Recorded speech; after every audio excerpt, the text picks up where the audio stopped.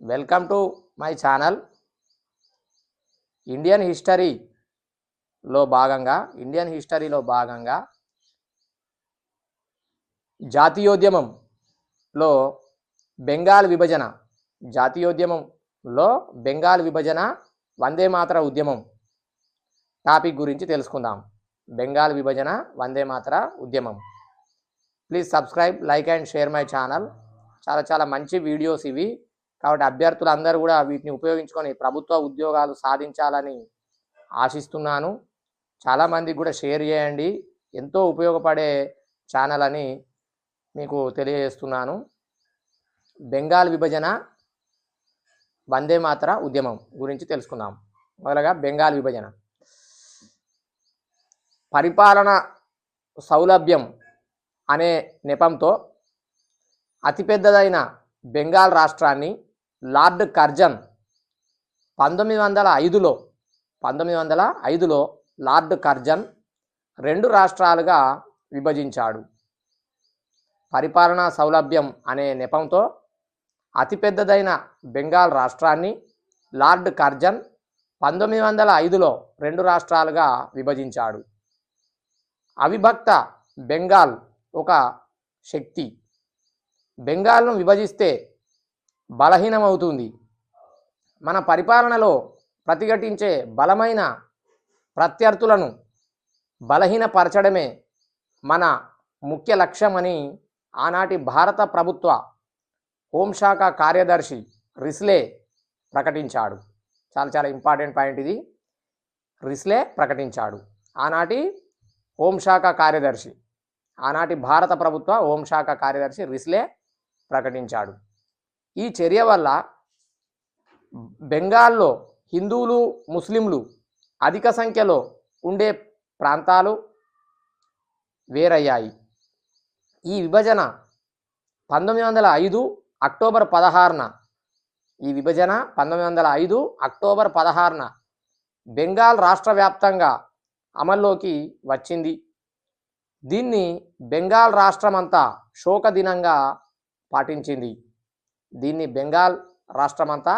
దినంగా పాటించింది.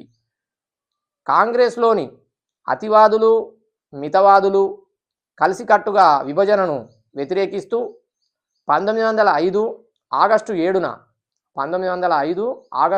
7న కలకత్తాలోని టౌన్ హాల్లో జరిగిన నిరసన ప్రదర్శనలో బెంగాల్ విభజనకు వ్యతిరేకంగా ఉద్యమంలో పాల్గొన్నారు. దీన్ని వందే మాతర ఉద్యమం లేదా స్వదేశీ ఉద్యమం అని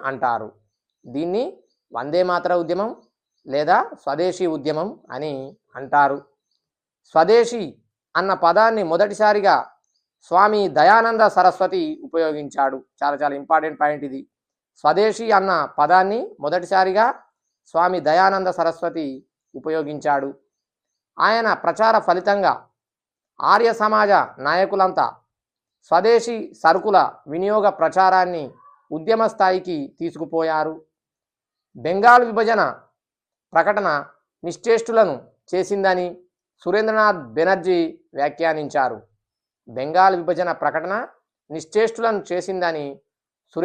బెనర్జీ వ్యాఖ్యానించారు. ఈ నిర్ణయం బెంగాలీలను ఘోరంగా అవమానించిందని, దగా చేసిందని ప్రకటించాడు. కృష్ణకుమార్ మిత్ర తన సంజీవని వార్తాపత్రిక ద్వారా విదేశీ వస్తు బహిష్కరణ ఉద్యమానికి శ్రీకారం చుట్టారు. తర్వాత అది దేశమంతటా వ్యాపించింది. రవీంద్రనాథ్ ఠాగూర్ ఆత్మశక్తి సిద్ధాంతాన్ని తెలుపగా, మనం సొంతంగా పరిశ్రమలను స్థాపించుకోవాలని పిసి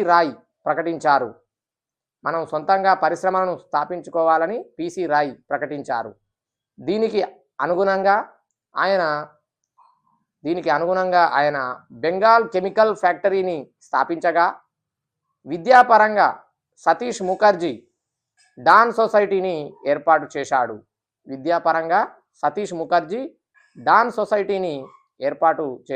చాలా ఇంపార్టెంట్ పాయింట్స్ ఉన్నాయి ఇందులో, అభ్యర్థులు గమనించండి. ఈ సమయంలో ఠాగూర్ రవీంద్రనాథ్ ఠాగూర్. శాంతినికేతన్తో పాటు తూర్పు పశ్చిమ బెంగాల్ బీహార్లలో అనేక జాతీయ విద్యాలయాలు వెలిశాయి. బెంగాల్లోని జాతీయ కళాశాలలకు అరవింద ఘోష్ ప్రిన్సిపాల్గా ఉన్నాడు. కృష్ణకుమార్ మిత్ర anti circular society, Ashwini Dutt స్వదేశీ బాంధవ్ సమితి స్వదేశీ ఉద్యమాన్ని వ్యాప్తి చేశాయి. కాంగ్రెస్ నేతృత్వంలో జరిగిన మొదటి ప్రజా ఉద్యమం వందే మాతర ఉద్యమం. చాలా చాలా ఇంపార్టెంట్ పాయింట్ ఇది. కాంగ్రెస్ నేతృత్వంలో జరిగిన మొదటి ప్రజా ఉద్యమం వందే మాతర ఉద్యమం. బంకించంద్ర చటర్జీ రచించిన వందే మాతర గీతం ఉద్యమకారులకు స్ఫూర్తినిచ్చింది. అందువల్ల దీన్ని వందే మాతర ఉద్యమం అన్నారు. లండన్ టైమ్స్, మాంచెస్టర్ గార్డియన్ లాంటి విదేశీ పత్రికలు కూడా బెంగాల్ విభజనను నిరసిస్తూ వార్తలు ప్రచురించాయి. వందే మాతర ఉద్యమం బెంగాల్కు పరిమితం కాకుండా దేశవ్యాప్తమైంది. మొదట్లో ఈ ఉద్యమం సురేంద్రనాథ్ బెనర్జీ వంటి మితవాదుల నేతృత్వంలో జరిగిన క్రమంగా అతివాద తీవ్రవాద నాయకత్వానికి మరలించింది. ఈ ఉద్యమాన్ని బెంగాల్ నుంచి దేశవ్యాప్తంగా ప్రచారం చేయడంలో బిపిన్ చంద్రపాల్ ప్రముఖ పాత్ర పోషించాడు. ఈ ఉద్యమాన్ని బెంగాల్ నుంచి దేశవ్యాప్తంగా ప్రచారం చేయడంలో బిపిన్ చంద్రపాల్ ప్రముఖ పాత్ర వహించాడు. చాలా చాలా ఇంపార్టెంట్ పాయింట్. ఈయన మద్రాస్, ఆంధ్ర ప్రాంతాల్లో విస్తృతంగా పర్యటించాడు. బిపిన్ చంద్రపాల్ మద్రాస్, ఆంధ్ర ప్రాంతాల్లో విస్తృతంగా పర్యటించాడు. చాలా ఇంపార్టెంట్ పాయింట్. ఈ ఉద్యమ కాలంలోనే ట్యుటికోరిన్, మద్రాసులో ఉంది, ట్యుటికోరిన్లో స్వదేశీ స్టీమ్ నేవిగేషన్ కంపెనీని స్థాపించారు. అక్కడ ఈ ఉద్యమాన్ని సుబ్రహ్మణ్య అయ్యర్, చిదంబరం పిల్లై విస్తృతం చేశారు. ఆంధ్ర ప్రాంతంలో కొండా వెంకటప్పయ్య, పట్టాభి సీతారామయ్య, ముట్నూరి కృష్ణారావు నేతృత్వం వహించారు. పంజాబ్లో భగత్ సింగ్ మేనమామ అజిత్ సింగ్ అంజుమాన్ మెహబత్ వాటం అనే సంస్థను, భారతమాత అనే పత్రికను నడిపి ఉద్యమాన్ని విస్తరించారు. ఉద్యమంలో భాగంగా విదేశీ వస్తువులను బ్రిటిష్ యాజమాన్యంలో ఉన్న విద్యాలయాలను బహిష్కరించారు. దేశవ్యాప్తంగా జరిగిన ఈ ఉద్యమంలో హిందువులు, ముస్లింలు ఐక్యతతో పాల్గొన్నారు. దేశంలో మొదటిసారిగా మహిళలు ఉద్యమంలో పాల్గొన్నారు. బహిష్కరణోద్యమం జరుగుతున్న సమయంలోనే నాయకులు నిర్మాణాత్మక ఆలోచనలతో స్వదేశీ ఉద్యమాన్ని ప్రోత్సహించారు. వందే మాతర ఉద్యమాన్ని సమర్థవంతంగా నడిపిన అతివాద నాయకుల్లో ముఖ్యులు కనుక చూసినట్టయితే, వందే మాతర ఉద్యమాన్ని సమర్థవంతంగా నడిపిన అతివాద నాయకుల్లో ముఖ్యులు బాలా గంగాధర్ తిలక్, బిపిన్ చంద్రపాల్, లాలా లజపతి రాయ్, అరవింద ఘోష్. చాలా చాలా ఇంపార్టెంట్ పాయింట్స్ ఇవి. బాలా గంగాధర్ తిలక్ 1866లో పూణేలో జన్మించాడు. అతివాద ఉద్యమాల వల్ల ఇతన్ని అశాంతి పితామహుడు అని అన్నారు. లాఠీ క్లబ్లు, అఖాడాలు అని పిలిచే వ్యాయామశాలలు నెలకొల్పాడు. అగార్కర్, రనడే, దాదాబాయ్ నవరోజీల వల్ల ప్రభావితుడైన బాల గంగాధర్ తిలక్ సాంఘిక రాజకీయ దురాచారాలకు వ్యతిరేకంగా పోరాటాలు కొనసాగించాడు. ఇతడు రనడే స్థాపించిన దక్కన్ ఎడ్యుకేషనల్ సొసైటీలో సభ్యత్వాన్ని పొందాడు. 1889లో జాతీయ కాంగ్రెస్లో సభ్యత్వం తీసుకున్నాడు. ప్రజల్లో దేశభక్తిని, జాతీయతను మేల్కొల్పడానికి 1893లో గణేష్, 1895లో శివాజీ ఉత్సవాలను నిర్వహించాడు. చాలా చాలా ఇంపార్టెంట్ పాయింట్. అగార్కర్తో కలిసి ఇంగ్లీష్లో మరాఠా, మరాఠీలో కేసరి అనే పత్రికలను ప్రారంభించాడు. ఇది చాలా ఇంపార్టెంట్ పాయింట్. ఇది అగార్కర్తో కలిసి ఇంగ్లీష్లో మరాఠీలో కేసరి అనే పత్రికలను ప్రారంభించాడు. కేసరి పత్రిక ద్వారా ప్రజల్లో జాతీయ భావాలను ప్రచారం చేశాడు. 1896-97లో సంభవించిన కరువు వల్ల వేల కొద్ది ప్రజలు మరణించడంతో బ్రిటిష్ ప్రభుత్వ వైఖరిని కేసరి పత్రికలో విమర్శించి ఉద్యమాన్ని ప్రారంభించినందుకు బ్రిటిష్ ప్రభుత్వం తిలక్కు 18 నెలల జైలు శిక్ష విధించింది. తిలక్ తాను రాసిన గీతా రహస్యం అనే గ్రంథంలో కర్మ సిద్ధాంతానికి కొత్త భాష్యం చెప్పాడు. ఇతడు భారతదేశ చరిత్రకు సంబంధించిన ఆర్కిటిక్ హోమ్ ఆఫ్ ఆరియన్స్ అనే పుస్తకాన్ని రచించాడు. ఆర్కిటిక్ హోమ్ ఆఫ్ ఆరియన్స్ అనే పుస్తకాన్ని రచించాడు. తిలక్ పూణేలో విదేశీ వస్త్ర దహన కార్యక్రమాన్ని నిర్వహించాడు. స్వదేశీ వస్తు ప్రచారిణి సభకు నాయకుడిగా సహకార విక్రయ కేంద్రాన్ని ప్రారంభించాడు. ఈ సందర్భంగా కేసరి పత్రికలో మన దేశం మహావృక్షం లాంటిది, స్వరాజ్యం మూలాధారం, స్వదేశీ ఆర్థిక బహిష్కార కొమ్ములు అని తిలక్ పేర్కొన్నాడు. మన దేశం మహావృక్షం లాంటిది, స్వరాజ్యం మూలాధారం, స్వదేశీ ఆర్థిక బహిష్కారం కొమ్మలు అని తిలక్ పేర్కొన్నాడు. 1908లో తిలక్ను రాజద్రోహం నేరం కింద అరెస్టు చేసి మాండలే జైలుకు పంపారు.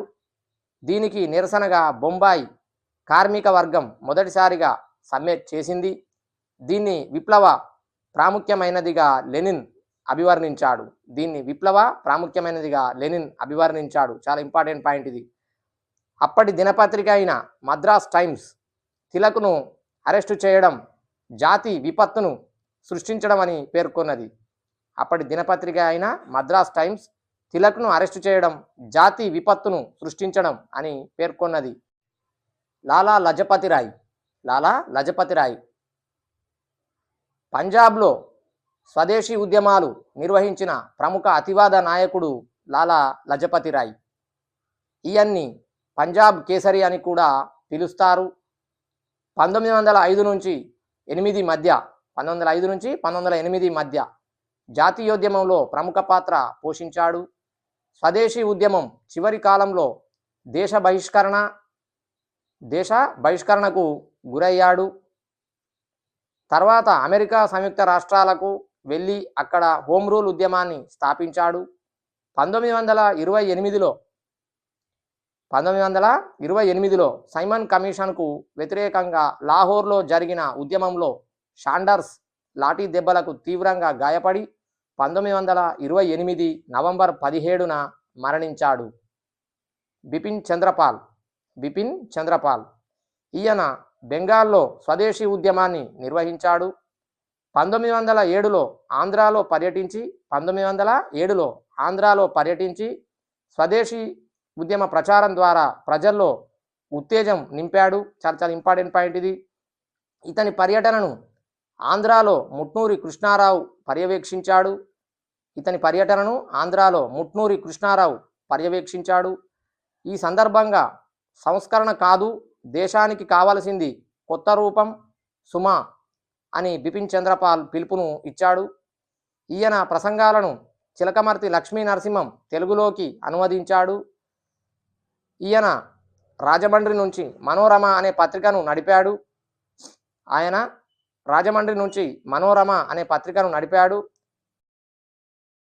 చిలకమర్తి లక్ష్మీ నరసింహం.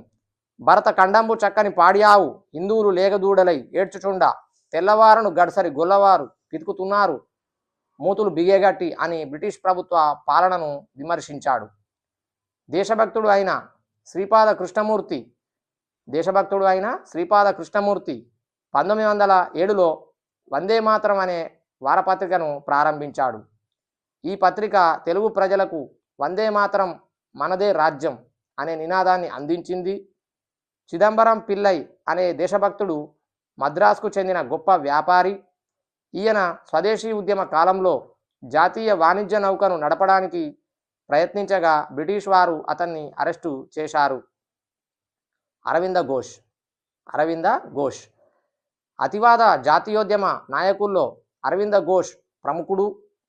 ఇతడు స్వామి వివేకానందుని ఆధునిక వేదాంత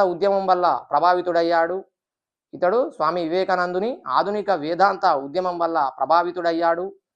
రాజకీయ స్వాతంత్రం దేశానికి ఆయుపట్టు అని ప్రకటించాడు.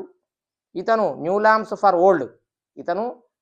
ల్యాంప్స్ ఫర్ ఓల్డ్ అనే శీర్షికన బొంబాయికి చెందిన హిందూ ప్రకాష్ అనే పత్రికలో బ్రిటిష్ ప్రభుత్వ విధానాలను విమర్శిస్తూ వ్యాసాలు రాశాడు. అరవిందుని దృష్టిలో జాతీయత రాజకీయ కార్యక్రమం మాత్రమే కాదు, జాతీయత అనేది మతం. దాన్ని దైవం ప్రజలకు ఇచ్చింది. ఈ భావం హృదయానికి, ఆత్మకు సంబంధించింది అని జాతీయతను నిర్వచించాడు. వందే మాతరం పత్రిక నిర్వహణలో బిపిన్ చంద్రపాల్కు సహకరించాడు. బెంగాల్లో జుగంతర్ అనే పత్రికను ప్రారంభించాడు. భారత జాతీయోద్యమంలో అత్యంత కీలక పాత్ర పోషించిన అరవిందుడు 1910లో రాజకీయ సన్యాసం చేసి పాండిచ్చేరి అడవులకు వెళ్ళాడు. వందే మాతర ఉద్యమంలో ఇతర ముఖ్య సంఘటనలు బెంగాల్ విభజన వ్యతిరేక ఉద్యమంలో స్వరాజ్, స్వదేశీ, ఆర్థిక బహిష్కరణ, జాతీయ విద్యా విధానం మొదలైన నినాదాలు ఆవిర్భవించాయి. బెంగాల్ విభజన మధ్యతరగతి జాతీయవాద ఆవిర్భావానికి నాంది పలికింది. 1905 అక్టోబర్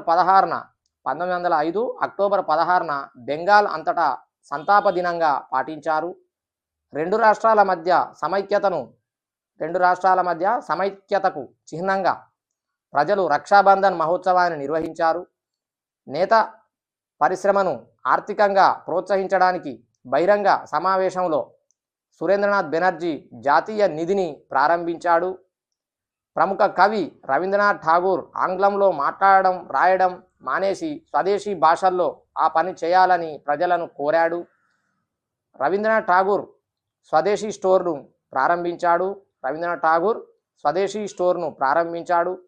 బ్యాంకులు, బీమా కంపెనీలను స్థాపించడానికి జమీందారులు, వ్యాపారులు, రాజకీయ నాయకులతో చర్చలు జరిపాడు. ఈ సమయంలోనే రవీంద్రనాథ్ ఠాగూర్ అమర్ సోనార్ బంగ్లా పాట రాయగా దక్షిణాన రంజన్ మజుందార్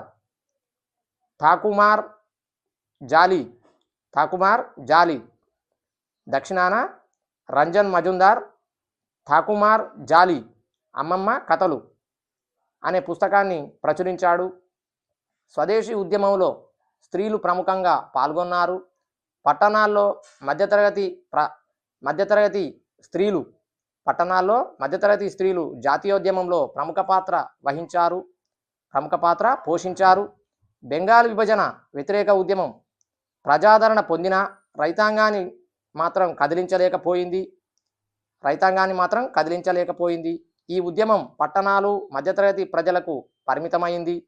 ఈ ఉద్యమాన్ని అణచివేయడానికి బ్రిటిష్ ప్రభుత్వం పత్రికలపై నిర్బంధాలను విధించింది. వందే మాతరం సంపాదకుడు అరవింద్ ఘోష్, సందా సంపాదకుడు ఉపాధ్యాయ యుగంధర్. వందే మాతరం సంపాదకుడు అరవింద్ ఘోష్, సందా సంపాదకుడు ఉపాధ్యాయ, యుగంధర్ సంపాదకుడు భూపేంద్రనాథ్ దత్తాలను విచారించి శిక్షించారు. బెంగాల్ విభజనకు వ్యతిరేకంగా ప్రారంభమైన వందే మాతర ఉద్యమం 1908 వరకు కొనసాగింది. చివరకు ప్రభుత్వ అణచివేత విధానాల ఫలితంగా ఉద్యమం క్షీణించింది. ఆనాటి గవర్నర్ జనరల్ లార్డ్ మింటో హిందువులు, ముస్లింల మధ్య, మితవాదులు, అతివాదుల మధ్య కుట్ర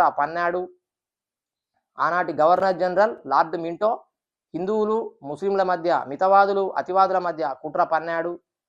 ఇందుకు అనుగుణంగా మితవాదులను లోబర్చుకోవడానికి భారతీయులకు అనుగుణంగా నూతన రాజ్యాంగ సంస్కరణలు చేపడతామని వాగ్దానాలు చేశాడు. ముస్లింలను లొంగదీసుకోవడానికి జరగబోయే ఎన్నికల్లో ప్రత్యేక నియోజకవర్గాలను ఏర్పాటు చేసి వారి హక్కులను కాపాడతామని ప్రకటించాడు. 1906లో అఖిల భారత ముస్లిం లీగును స్థాపించడంతో ముస్లిం నాయకులు వందే మాతర ఉద్యమానికి దూరమయ్యారు. చాలా ఇంపార్టెంట్ పాయింట్ ఇది. అయితే నాయకుల్లో ఐకమత్యం లేకపోవడం, అతివాదుల ధోరణులను వ్యతిరేకించడం, అతివాదుల ధోరణులను వ్యతిరేకించడం, 1908 నాటికి తిలక్, బిపిన్ చంద్రపాల్లు జైలుకు వెళ్ళడం, లాలా లజపత్ రాయ్ని దేశ బహిష్కరణ చేయడం, అరవింద ఘోష్ సన్యసించడంతో బెంగాల్ ఉద్యమం లేదా స్వదేశీ ఉద్యమం నీరుగారిపోయింది. 1911లో బ్రిటిష్ చక్రవర్తి జార్జి ఫై భారత్కు విచ్చేసినప్పుడు, 5వ జార్జి అన్నమాట, భారత్కు విచ్చేసినప్పుడు ఢిల్లీలో ఏర్పాటు చేసిన దర్బార్లో బెంగాల్ విభజనను రద్దు చేస్తున్నట్లు ఆనాటి governor general lord Hardinge two ప్రకటించాడు. చాలా ఇంపార్టెంట్. ఇదే ఏడాది రాజధానిని కలకత్తా నుంచి ఢిల్లీకి మార్చారు. 1912 మార్చి 22న అప్పటి భారత రాజ్య కార్యదర్శి